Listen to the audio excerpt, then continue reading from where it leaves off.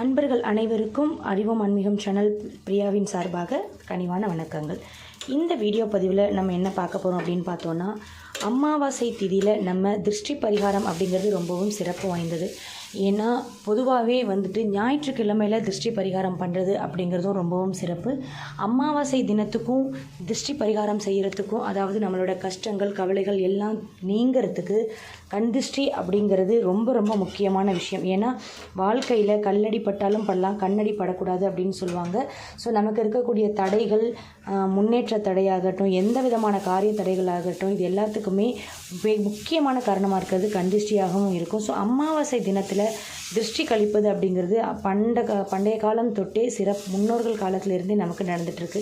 So முன்னோர்களோட ஆசி நமக்கு கிடைக்கக்கூடிய இந்த அற்புதமான அமாவாசை தினத்தில் நம்ம செய்யக்கூடிய இந்த ஒரு பரிகாரம் அப்படிங்கிறது நம்மளோட வாழ்க்கையில் இருக்கிற எல்லா கஷ்டங்களும் நீங்கி, நமக்கு வாழ்க்கையில் இருக்கக்கூடிய நெகட்டிவிட்டியும் நீங்கி எல்லாமே பாசிட்டிவாக ஆகிறதுக்கும், நாளைக்கே நமக்கு நல்ல வாழ்க்கையில் முன்னேற்றம் ஏற்படுவதற்கான ஒரு அறிகுறியும், அதே சமயத்தில் விடியும் பொழுது இன்றைக்கி இரவு தூங்குறதுக்குள்ளே நம்ம செய்ய போகிற இந்த ஒரு சின்ன பரிகாரத்தினால நமக்கு விடியும் பொழுதே நல்ல பொழுதாக அமையும். விடியும் போது நமக்கே தெரியாத ஒரு ஒரு அதிர்ஷ்டகரமான ஒரு நிகழ்வு நடக்கும் அப்படின்னும் சொல்லலாம். நம்மளோட வாழ்க்கையில் இருக்கக்கூடிய தடைகள் நீங்கி முன்னேற்ற பாதையில் நம்ம செல்கிறதும், நம்மளோட கவலைகள் கஷ்டங்கள் எல்லாமே நீங்கி காலையில் எழுந்திருக்கும் போது நமக்கு ஒரு ஃப்ரெஷ்னஸ் இருக்கிறதையும் நம்மளால் உணர முடியும்.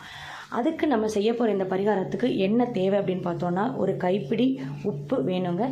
பொதுவாகவே அவங்க எல்லாருக்குமே தெரியும், திருஷ்டி பரிகாரம், அதாவது நம்மளோட கஷ்டங்கள் எல்லாமே தீர்க்கறதுக்கு திருஷ்டி கழிப்பது அப்படிங்கிறதுல கல்லுப்புக்கு ரொம்பவும் முக்கிய பங்கு இருக்குது. அதுலேயும் அமாவாசை தினத்தில் நம்ம இந்த கல்லுப்பு பரிகாரத்தை செய்யும்போது அதற்கான பலன்கள் பல மடங்கு அதிகம்.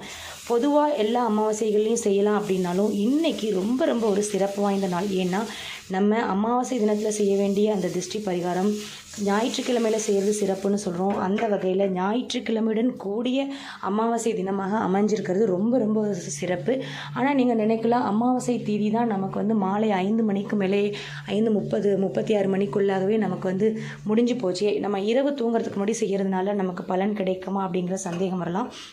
பொதுவாகவே சாஸ்திரங்கள் படி சூரிய உதயம் இருக்கும்போது நமக்கு என்ன திதி இருக்குதோ அந்த திதி அன்றைய நாள் முழுவதுமே இருப்பதாக தான் கணக்கு. ஸோ நம்ம அதனால் அமாவாசை திதி முடிஞ்சிருச்சு அப்படின்னு யோசிக்க வேண்டாம். மாலை அமாவாசை திதி முடிஞ்சாலும் இன்று இரவு தூங்க போகிறதுக்கு முன்னாடி நீங்கள் எப்போ வேணாலும் இந்த ஒரு பரிகாரத்தை செஞ்சுட்டு நீங்கள் தூங்க போகலாம். அதுக்கு செய்கிறதுக்கு நம்ம என்னென்ன பண்ணணும் அப்படிங்கிறத இப்போ பார்க்க போகிறோம். இப்போ நம்ம ஸ்க்ரீனில் காமிக்கிற மாதிரி ஒரு சிகில் சிம்பிளை வரைஞ்சிக்கோங்க. ஒரு பிளைன் ஒயிட் ஷீட் எடுத்துக்கோங்க. அந்த ஷீட்டில் கருப்பு நிற பேனா, அதாவது கருப்பு நிற மை இருக்கிற மாதிரி பேனா, பென்சில், ஸ்கெட்சு, க்ரையான்ஸு, மார்க்கர் என்னவா வேணாலும் இருக்கலாம், நீங்கள் எடுத்துக்கலாம். அதால் ஸ்ட்ரைட்டாக ஒரு கோடு போட்டுக்கோங்க. அப்புறம் கிரேட்டர் சிம்பிள் மாதிரி ஒன்று, அந்த லைனை கிராஸ் பண்ணுற மாதிரி போட்டு, அதேமாரி லெஸ் தென் சிம்பிள் ஒன்று லைனை கிராஸ் பண்ணுற மாதிரி 2 அம்புக்குறிக்கு நடுவில் ஸ்ட்ரைட்டாக அந்த ஸ்ட்ரைட் லைன் டிவைட் ஆகிருக்கிற மாதிரி நீங்கள் போட்டுக்கோங்க. கருப்பு நிற பேனா பென்சில் எதுவும் இல்லைங்கிற பட்சத்தில் நீங்கள்கிட்ட மை இருந்தாலோ, அல்லது வீட்டில் பயன்படுத்துகிற சமையல் பாத்திரத்தில் இருக்கக்கூடிய அந்த கறி மாதிரி இருந்தாலும் நீங்கள் அதை வச்சு நீங்கள் போட்டுக்கலாம்.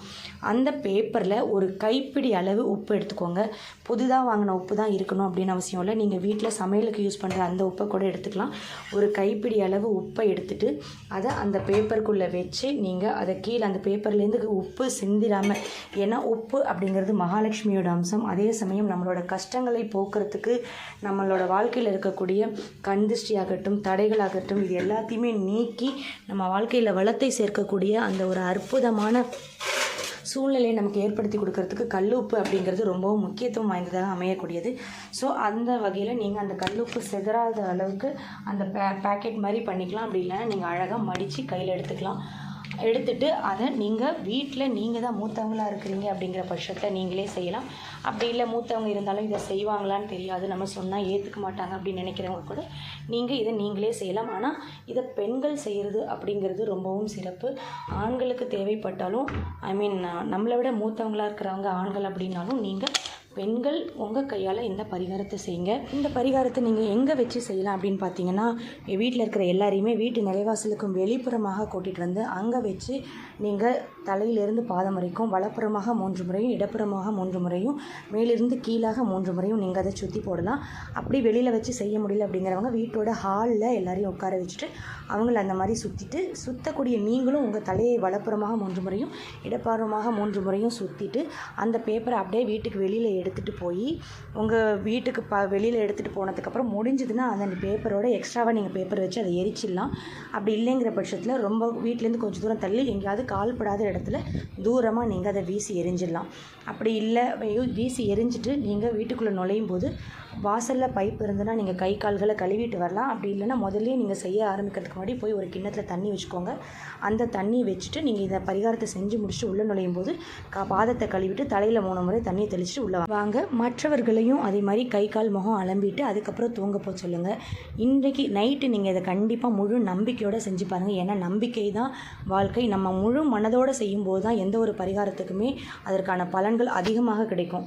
பிரபஞ்சத்தோட நேரடியாக தொடர்பு இருக்கக்கூடிய இந்த அமாவாசை தினத்தில் இதை செய்கிறது ரொம்பவும் விசேஷம். இன்றைக்கி செய்ய முடியாதவங்க நீங்கள் எல்லா அமாவாசை தினத்துலையும் இரவு தூங்குறதுக்கு முன்னாடி இதை நீங்கள் செய்யலாம். எதுக்குமே ஒரு நல்ல தொடக்கம் அப்படின்னு இருக்கும்போது இந்த ஆடி அமாவாசை ஞாயிற்றுக்கிழமையுடன் கூடி வர்றது அப்படிங்கிறது ரொம்பவும் விசேஷம். அதனால் இது செய்யறதுக்கு ஒரு 5 நிமிஷம் கூட ஆகாது. நீங்கள் அதனால் இன்றைய தினத்தை தவற விடாமல் கண்டிப்பாக இதை செஞ்சு பாருங்கள். நாளைக்கே உங்கள் வாழ்க்கையில் விடியல் ஏற்படக்கூடியதை கண்கூடாக பார்க்க முடியும். இந்த பதிவு உங்களுக்கு பயனுள்ளதாக இருந்திருக்கும்னு நினைக்கிறேன். உங்களுக்கு பிடிச்சிருந்தா ப்ளீஸ் லைக் பண்ணுங்கள், ஷேர் பண்ணுங்கள், சேனலை மறக்காமல் சப்ஸ்கிரைப் பண்ணுங்கள். நன்றி மற்றும் பிரியமுடன் பிரியா. வேறொரு பதிவுடன் உங்களை சந்திக்கும் வரை நன்றி.